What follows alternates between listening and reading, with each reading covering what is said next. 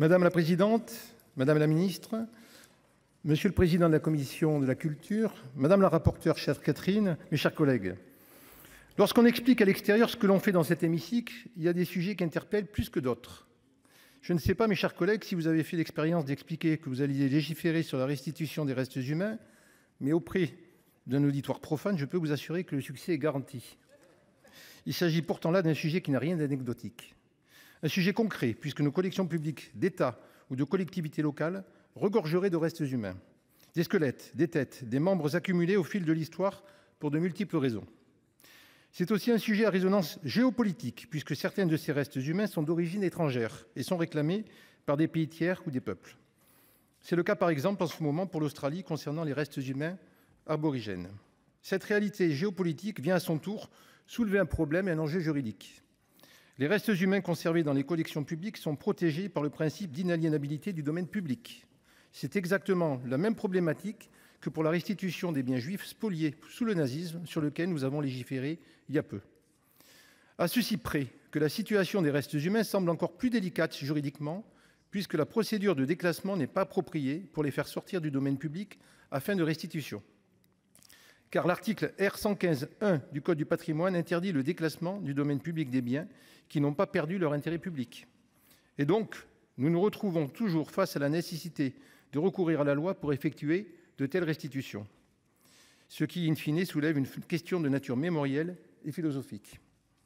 Car déterminer les conditions de restitution de restes humains appartenant à des collections publiques interroge notre rapport à la mort, à la mémoire, à l'humanité même. Le groupe de l'Union centriste que j'ai l'honneur de représenter aujourd'hui a été moteur pour bousculer les lignes sur cette question et faire avancer notre pays. Ainsi, les deux premières lois de restitution de restes humains votées en France l'ont été à l'initiative des membres de ce groupe. Nicolas About, ce qui a été rappelé, fut à l'origine de la loi de 2002 portant restitution de la dépouille mortelle de Saartjie Baartman, la fameuse Vénus Hottentote à l'Afrique du Sud. Et en 2010, notre rapporteure Catherine Morin-Desailly parvint à faire adopter la loi de restitution des têtes maoris. Ces lois d'espèces ont eu une importance historique. Mais face à l'afflux de demandes, on ne peut pas s'en tenir aux lois d'espèces. Il fallait établir une procédure générale permettant de restituer des restes humains sans devoir à chaque fois mobiliser le Parlement. C'est bien ce que clame notre commission de la culture depuis des années. Avec le présent texte, ça va enfin être entendu. Je ne peux que saluer sa détermination. D'autant plus que la proposition de loi que nous allons voter a bénéficié de l'ensemble des réflexions et travaux menés sur le sujet depuis plus de 10 ans.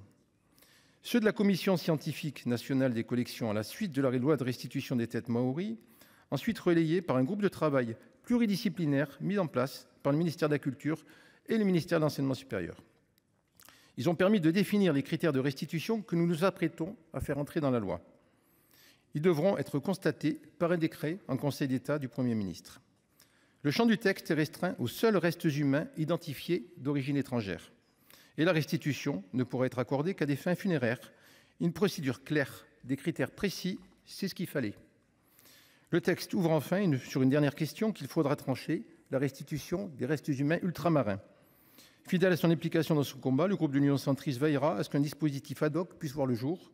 En attendant, le groupe UC votera bien sûr ce texte dès demain, en remerciant et félicitant Catherine Morin-Desailly, mais aussi Max Brisson et Pierre Ouzoulias, d'avoir réussi à le porter sur les fonds baptismaux. Je vous remercie. Merci, chers collègues. La parole est à